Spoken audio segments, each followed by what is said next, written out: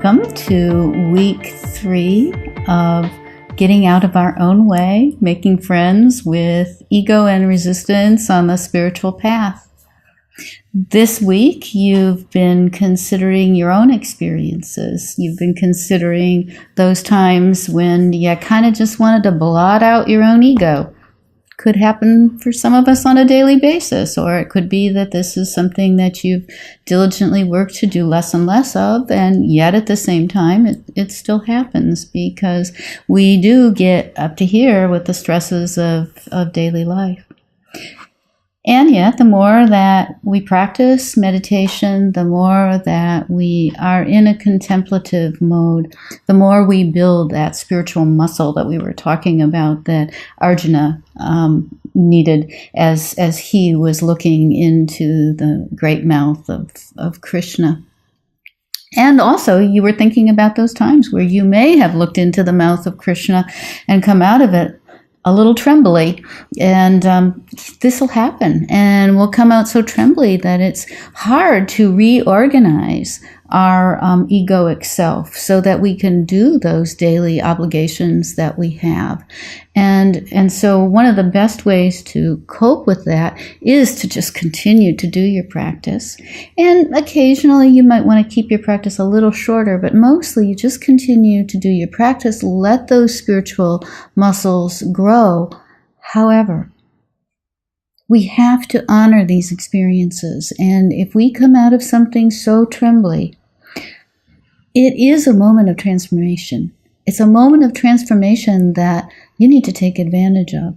I would even say if you need to call in late to go to work, you call in late to go to work, and you give yourself some time to process it. Those of you who know yoga asana, those of you who know Reiki, it's really wonderful to give yourself a little tender, loving care. Sometimes we need to work this through our body. We need to take a long walk. Because the ego might then say, oh no, this is too scary. I'm not going to continue to do these practices. I'm out of control. The truth is, those experiences are indicators that you're getting closer. You're getting closer and closer to the absolute in your practice. So you want to be able to have those experiences, but just like we've been doing in the meditations, you have to build space around them and protect them. So journal about them, give yourself rest, take good care of yourself, walk in nature, be kind to yourself, and to a certain extent rejoice in them. And also have confidence you really will be able to function. You can function. And if it really becomes a crisis for you, of course, then you need to find somebody that you can talk to. There are many therapists who are particularly trained in helping people when they have these kind of trembly experiences that we call spiritual emergence or spiritual emergencies. They're a good sign, and yet they can be scary. Never, never should it detour you from your path. It's also a good reason why we want to have a teacher, because a teacher can help guide us through these kinds of situations. So today, what I really wanted to talk about is along these lines. I wanted to talk about the ego or the sense of self from the perspective of the yogic philosophies. And so there are many schools of yoga. And many of them are very ancient. And when I'm talking about yoga here, I'm not talking about asana. I'm talking about the philosophy that addresses unity consciousness that came out of the Hindu tradition.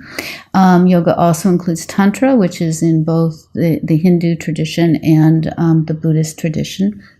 It really is the scientific, we say, investigation of consciousness to consciousness. It's where we try to really understand what it is that's happening in this universe within. So in most traditions of yoga, we hear about at least 2 levels of self, often 3 levels of self. You'll see in yoga writings and in yogic texts, which, by the way, the Bhagavad Gita is one of those, that often that you'll see self, meaning the egoic self, with a lowercase s. And then you'll see self, meaning universal consciousness, with the uppercase self. This has been problematic for some Westerners who just really aren't familiar with these concepts, because somehow they get the idea that in the yogic traditions there's a deification of the egoic self. That's not the case. The uppercase S is standing for the absolute divine, the formless consciousness, for the God of all gods, if you will. And then it's the lowercase s that is related to the ego. But in most yogic traditions, there is a third one. I wish there was a middle case S, so you could have an S, you could have the baby S and the kid S and the papa S, and we could refer to self in those three ways. Because in the yogic tradition, the egoic self exists in what we call the prakritic level. That's the level of material. That's the level of the earth. So that the egoic self is the self of the body, if you will, of the body mind, actually, because our mind, our thoughts are part of our body. And then there is the Purusha. So there's the Prakriti, which is related to the physicality and the materiality of our ego and our self within this body. And then there's the Purusha. Now the Purusha is subtle. It's not made of earthly properties, so to speak. It's, in Western terms, it's the spirit that animates us. It's actually, you could roughly compare it to the soul. But this is the energy that is the source of the I-ness, that is the energy of the divine. And so it animates and keeps active the self, the egoic self, the prakritic self. So you've got Prakriti and Purusha. You've got the prakritic self and the Purushaic self. When we did those exercises early on, asking you to just get in touch with that which is I within, that's the Purusha. And the Purusha, then, the spirit that animates, is very much more connected, if you will, aligned with the absolute, with the God self. So I want to read to you from Swami Muktananda about the divine and the ego, and he talks about this so beautifully. He says, although God exists right before us, although God is manifest before us, we cannot see him. The reason for this is that the ancient ghost of ego dwells inside us. Ego has possessed us and has made us forget our natural yoga. What is ego? We all have the awareness of I. It exists naturally within us, and it is pure. If we leave that I as it is, that I is God. But we always add something to the I, and as soon as we do that, it becomes the ego and causes all our troubles. So what Swami Muktananda is saying here is that essential I-ness within, that's the Purusha. That's the energetic being within us that actually transmigrates from incarnation to incarnation in this philosophy. That is the soul that then moves into other realms after death. But it is within us, and it is of God, and it is aligned with God. It is the divinity within. That is the essence of what we are. But when we add on other things, to a certain extent, we add on the physicality of the body, but we add on the structures of the ego, the doubts, the insecurities, the puffing up to I, me, and mine. Then we lose that sense of the Purushaic self. This is why we meditate, another reason why we meditate, so that when we go inward and the ego gets comfortable in relaxing more and more, that I-ness, that essential self, becomes more and more visible. You see, we can't actually process our experience of becoming the absolute Okay, so when the wave is the ocean, the wave truly has no consciousness of waveness, and to a certain extent it has no consciousness of oceanness, because the ocean is consciousness. It's through this I-ness of the Purusha that the ocean begins to kind of have some consciousness of itself, that the wave develops, that we begin to have a sense of the egoic, this is me. And so it's important to understand that when we meditate and when we come into this higher state of consciousness, we're coming into this state of pure I-ness. That state is eternal. It's ever refreshing. It is actually touching into bliss. And this is what we seek. Again, from time to time, we may have those incredible universal experiences like Arjuna had looking at Krishna. But those experiences really cannot even be processed. We need a little bit of I-ness in order to process them, to think about them, to remember them. One of the things my teacher, Paul Muller-Ortega, says about the greatest enlightened beings and teachers is that even though they are of cosmic consciousness, they have to retain a little bit of purified ego in order to continue to function in the world, in order to teach. There are some enlightened beings who actually don't teach and who are taken care of, and that's a different kind of situation. But anyone who's going to interact in the world has to retain a little bit of the ego. It has to be there working for them. It can be purified, and that's what you're doing when you do your spiritual practices. You're purifying your ego so that the shenpas are not so grasping, so that the grahas that are forming your identity don't seem to be so important, so that we can release all that and come into ourselves. There's another Sanskrit word I'd like to introduce to you, and that word is samskara. The samskaras are considered to be the imprints of all the activities that have ever happened to us and our reactions to them. And these are what form in the yogic philosophy. These are what form deeply ingrained patterns in us that actually become our personality. So if I'm a shy person, for example, that may come from a variety of experiences that I've had over a course of life where being shy was actually something that helped me to negotiate and to survive in the world, where not being assertive was a positive thing. I love the word samskara because its base root is scar, and that actually the English word scar is a derivative from samskara. And what this means is these are patterns that are so deeply imprinted that they create these personality patterns and these styles of being that seem to us intransigent, that seem to us as if these are what form us and it's never going to change. The truth is, the more that we do our spiritual practices, again, those imprints become a little bit softer, and actually we don't necessarily have to hold on to all these samskaric patterns.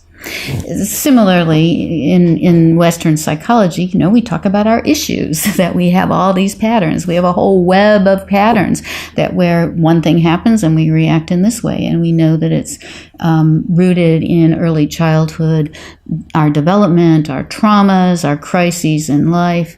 And sometimes we have to do an awful lot of work in order to help those patterns to soften and ease and not be so automatic. Because, of course, what we find is they may have served us at one time, but they no longer serve.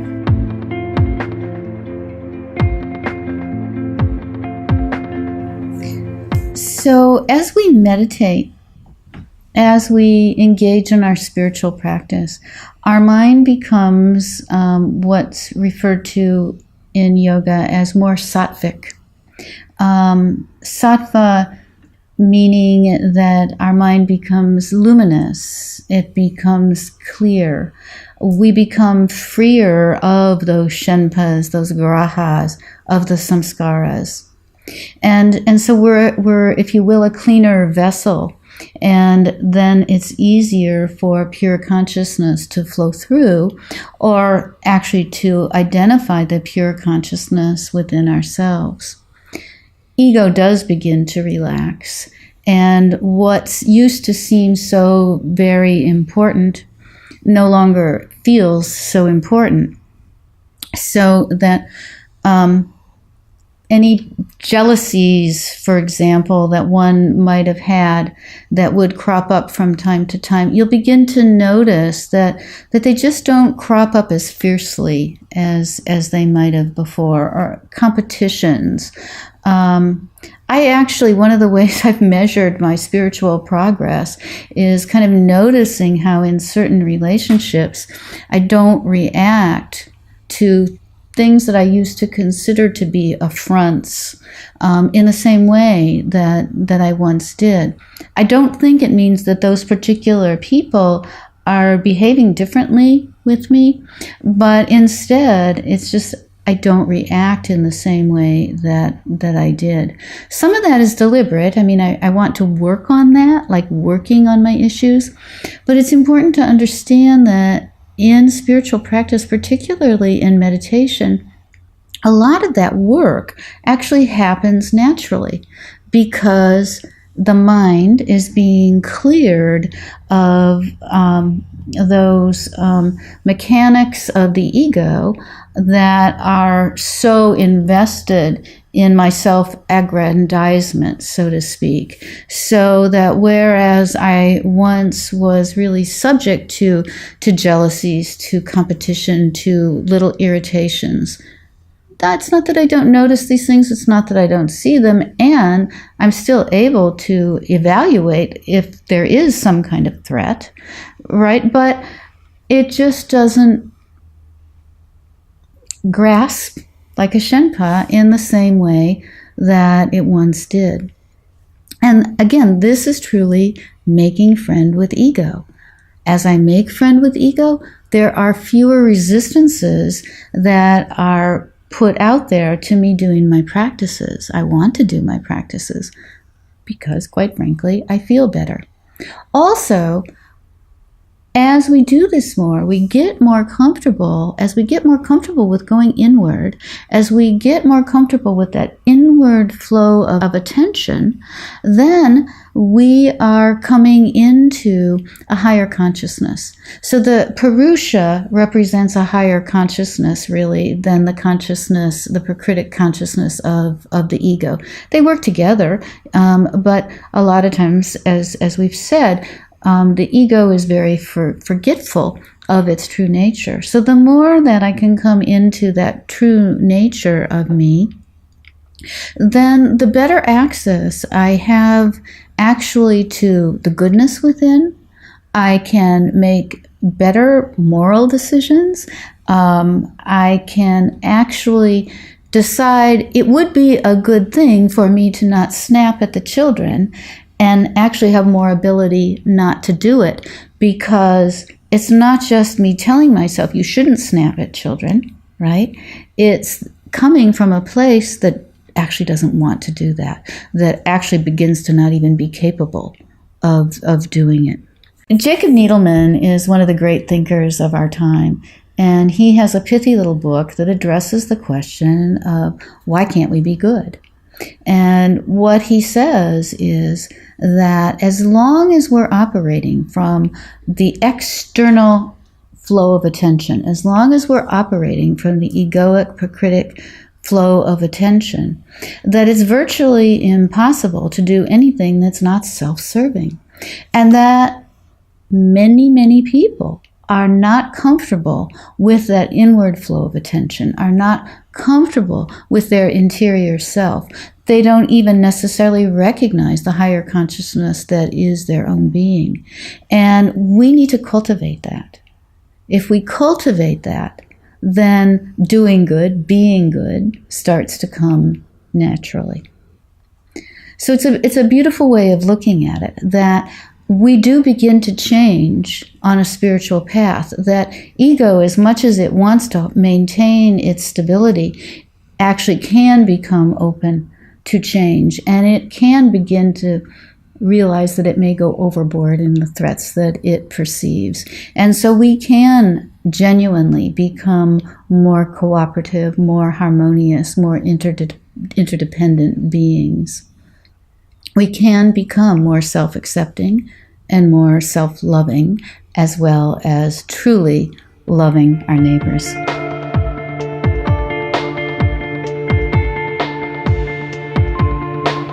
So over this next week, take some time and notice the flow of your attention. Notice how the attention gets drawn out into the world. Notice how it gets drawn out by the senses, by the desires, and etc. And then see if you can bring the attention back in. As soon as you notice that you're noticing where the attention is, see if you can just bring it back inward for a little while. Engage yourself in this active pulsation between inward and outward flow of intention. Engage yourself in noticing that you've gotten way caught up in all the details of the day, and then see if you can just, with a breath or two, bring yourself a little bit more internal again. This sounds very simple. It's actually a very challenging assignment, so we can talk about that, how it goes for you over the week.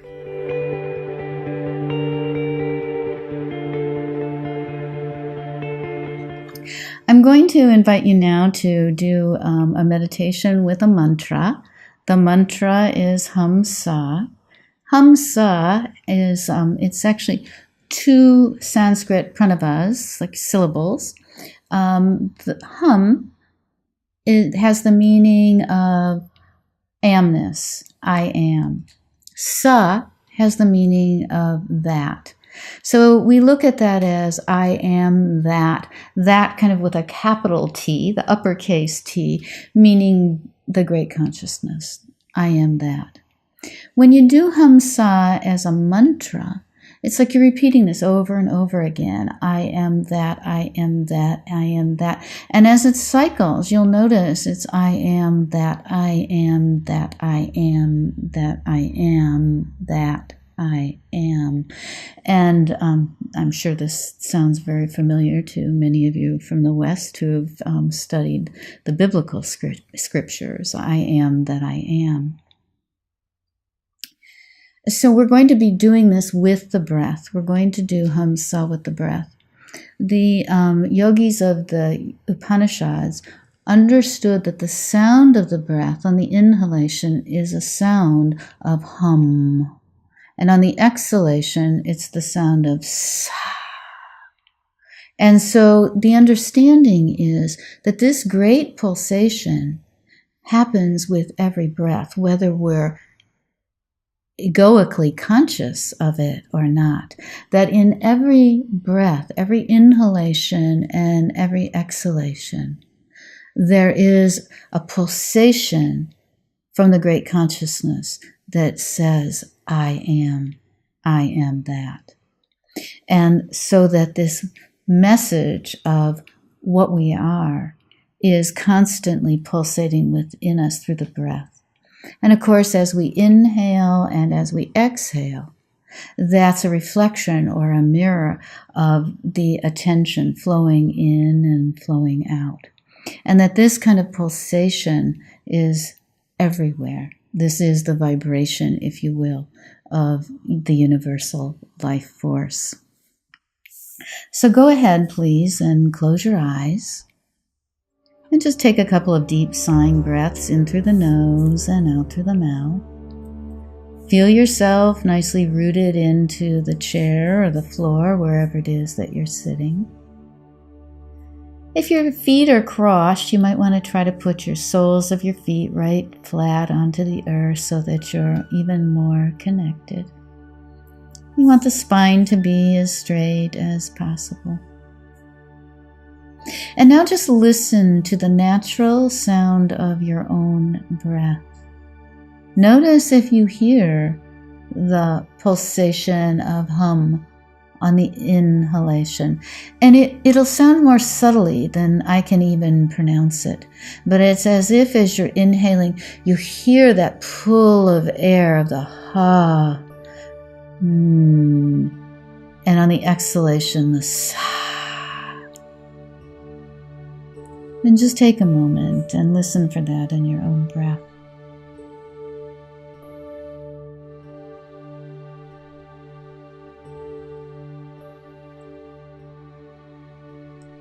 And so you can just gently repeat, silently, sweetly, with each inhalation, hum, with each exhalation, sa. And do this silently, again and again. Hum sa is a great mantra. It has been around for as long as we have taken breath. Hum sa. This mantra will align you with the great universal. So as soon as you notice that you may be thinking about other things, it's absolutely fine. You simply bring yourself back to a soft, silent whisper of that mantra that is already pulsating within you, that is the attention being pulled in and out. Hum sa.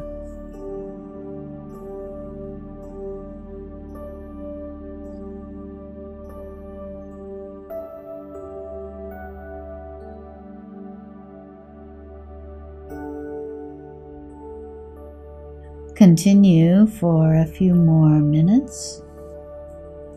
Know that this too is your assignment for the week. Just as you are to notice the inward and outward flow of attention as you go about your daily activities, also take some time to quietly meditate with the mantra hum sa. I am that.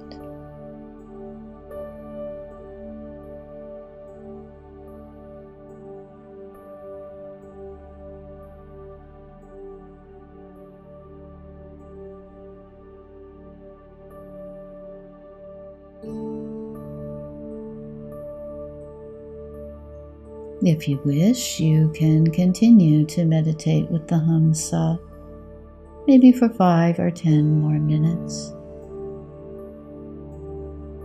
And set your intention to do this each day until next week.